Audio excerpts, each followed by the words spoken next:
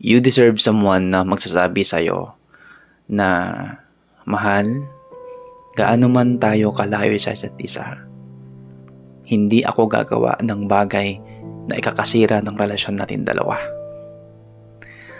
Mahal, gaano man tayo kalayo sa isa't isa, hindi yun rason para iwan ka. Ang sarap siguro kapag yung partner mo ay napaka-loyal sa'yo. Yung walang ibang focus kundi yung relasyon nyo at ikaw mismo. Walang ibang ginagawa kundi magtrabaho lang, mag-update at mag-assurance. Alam mo kasi ang LDR isa sa pinakamahirap i-handle na relasyon.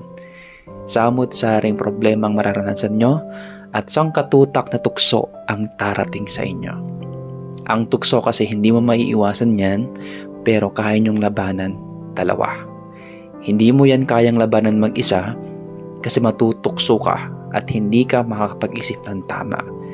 Pero kapag sinasabi mo yan sa partner mo at ini-inform mo siya na, mahal, ito yung ginagawa ko ngayon at ito yung challenge sa akin ngayon, magkakaintindihan kayo.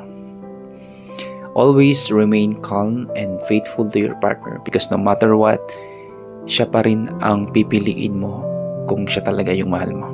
Ang LDR, mahirap yan kung hindi mo alam kung paano i-handle.